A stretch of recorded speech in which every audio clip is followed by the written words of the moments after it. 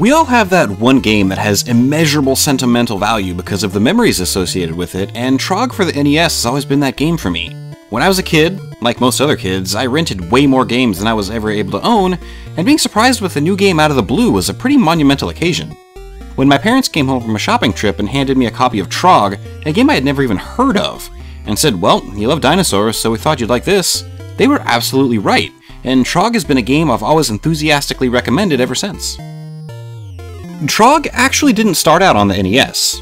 While the NES version was developed by Visual Concepts and published by Acclaim in 1991, the original was an arcade game developed by Midway and released in 1990. The game featured Playmation graphics, a clever way to dance around the trademarked Claymation, and boasted 4-player simultaneous play with players able to choose between Bloop, Spike, Rex, and Gwen.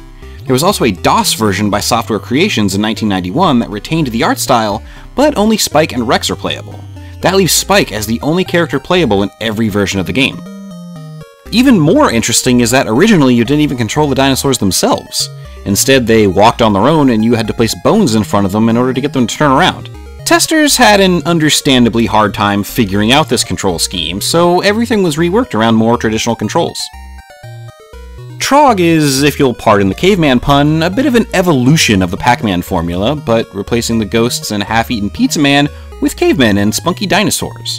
Taking control of prehistoric pint-sized heroes Bloop and Spike, you navigate through 50 single-screen boards, collecting colored dinosaur eggs in order to open the exit to the next level. Unfortunately, the cycloptic cave dwellers, the titular Trogs, have a bit of a taste for dinosaur meat and are out to stop you every step of the way, knife and fork at the ready. So yeah, it's Pac-Man with dinosaurs. The reason this is so great is because you can add dinosaurs to anything and it's better. Chicken nuggets with dinosaurs? Better. Oatmeal with dinosaurs? Better. Sitcoms with dinosaurs? Way better. Trog is more than just Pac-Man with new graphics, though. Over the game's 50 levels, the hungry cavemen come up with more and more devious ways to turn you into dinosaur hash. They'll send giant stone wheels after you, and stomp you with spring shoes, and block your path with fire and holes. The odds are definitely against you, but you get your fair share of stuff to help you fight back, like flowers that make you run faster, or ice cubes that usher in a momentary ice age, and pineapples that are basically this game's version of power pellets, morphing you into a mighty T-Rex with an appetite for Trogs. Pineapple is a bottom-tier pizza topping, but I gotta be honest, I'd rethink my stance if it turned me into a T-Rex. Pac-Man is brilliant in its simplicity, and you'd think that adding more layers on top of the concept would be a quick way to muck it all up, but honestly, it all comes together perfectly. As the levels progress, the Trogs get faster and more aggressive, but you never feel like you don't have a shot. Power-ups are plentiful, and Trogs aren't immune to stage hazards. You can bait them into falling off the sides of the level or torching themselves on their own fires. The tension ramps up on a perfect curve, making you feel like you're earning your victories, but never making things feel unfair. That's pretty uncommon in NES games. The beauty of Pac-Man comes from the constant tension of being hunted, broken up by those few cathartic moments when the tables turn and the ghosts are finally at your mercy. By giving you those small moments that break the stress and limiting them so strictly, it forces you to play extremely smart and conservatively. Always being able to fight back in Trog doesn't pop that tension balloon, though. Your punches have extremely short range, and you need to land several before you can take a Trog out of commission. If your jabs aren't quick enough, they'll counterattack and be enjoying dinosaur tartar before you know it hits you. By raising the power of both sides of the conflict, that tension is able to be maintained while still giving you new toys to play with. It's actually really impressive that they were able to walk that tightrope. If you're paying attention at the start of each level, you'll notice one egg will sparkle before you start moving. If you manage to get through the level without dying and collect that egg last, a special warp hole will open up. Hopping in will zip you ahead 3 levels and treat you to a super cool little animation. You speedrunners can take this hot strat all the way to the next Games Done Quick event. Shoutouts to GDQ! Video games are always more fun with friends, and Trog's 2-player mode is really a blast. It's a really fantastic blend of co-op with head-to-head, as you'll be racing each other to collect all of your eggs and get to your exit first for all those sweet, sweet points. But you can also watch each other's backs and save each other from Trog attacks. Or you could always just be a jerk and punch your friend if that's your style, but I'm not really one to judge. Man, Trog is just such a cool game, and I've always been so surprised that not many people ever seem to talk about it. Even without the Playmation graphics, the game is really bright and charming, and the characters are surprisingly expressive, and I will never get tired of seeing the Rock'em Sock'em Dinos dance at the end of every stage with cool 90s graffiti bopping around behind them. I love the cutscenes in Trog's cave that show them coming up with their next nefarious scheme. There are only a couple of music tracks in the game, but they're total earworms and will stick with you for a really long time. They managed to cram a ton of creativity into a bunch of single-screen mazes, and with all the different color schemes and regional settings, they keep things feeling fresh the whole way through. You can tell a ton of care and creativity went into not only the arcade original, but in maintaining that vision when the game was ported to the NES. I've loved Trog since my parents gave it to me, and it's going to remain one of my all-time favorite games forever.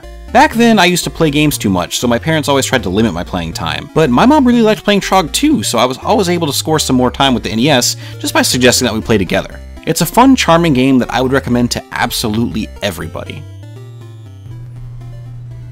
Hey guys, welcome to the 5th anniversary of the Backlog. Wanted to go back and take a look at Trog again because that's the game where it all began, and that's actually where this is all going to end.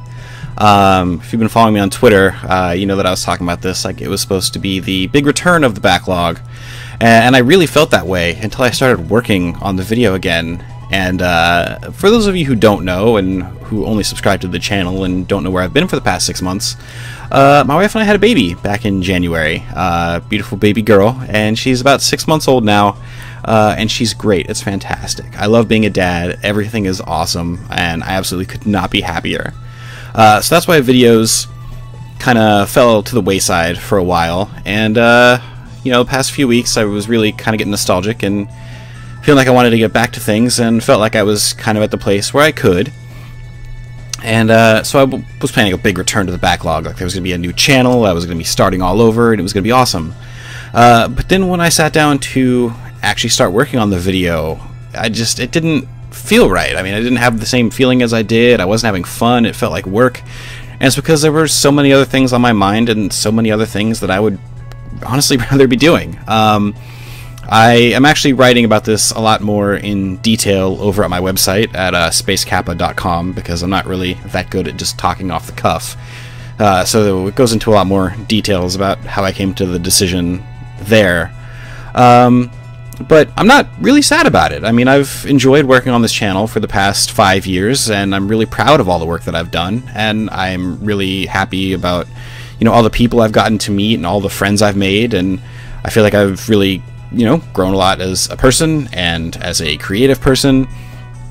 But, you know, my life has changed a lot since then, and that's okay. It's not like, oh, well, Joe had a baby, so now he doesn't get to do anything fun. It's just Joe has a baby and Joe's priorities changed, and you know, working on videos, it doesn't have the same thrill because, you know, I don't have as much free time as I did, and I don't want to, you know, take away time from my daughter or my wife or anything like that. Again, like, it probably sounds a lot worse to me just kind of shooting off the cuff than how it's going to be over on my website when I actually had time to think and write things down and take my time. But yeah, I just wanted to put a little bit of live action in here, and you know, just thank you guys for all the support over the years, whether you were, you know, a subscriber or a Patreon backer, or if you know, followed me on Twitter, if we became friends, or if you never even said anything and just liked my work. You know, I think it's really cool that, you know, I'm not a huge channel. I never got very huge, but you know, I had really good, you know, quote unquote fans, and you know, I'm really thankful that you guys, you know, invited me into your life that way and enjoyed the work I did. And yeah, I mean, I'm not shutting down the channel or anything. It's still going to be here. I mean, all my videos are still going to be there, but there's just not really going to be anything new. If you do want to keep up with what I'm doing, you know, you can always follow me on Twitter at spacekappa, and I do have a website, spacekappa.com, just for writing, because finding time for writing is a lot easier than finding time to make videos. So yeah, I'm not really sure where else to go from here. Just again, thank you so much for, you know, being there, you know, however long you've been here, and liking my work. And yeah, I mean, I'm not sad. I'm not bummed out like I can't make videos anymore. It's just, you know, things are different now, and that's okay. It's okay for things to change, and you know, life to happen, and to take you to different places where, you know, you are doing new things, and I think that's great. I'm very, very happy where I am. I love being a dad. I love coming home from work every day and seeing my daughter. Like, it's awesome. Like, it's a fantastic feeling. Those of you who are parents probably know the feeling. But yeah, I'm rambling at this point. Thank you guys so much for everything over the past few years, and I will see you around. Take care. Oh yeah, I should probably end it the right way. Until next time, remember, love games, love yourselves, and love each other.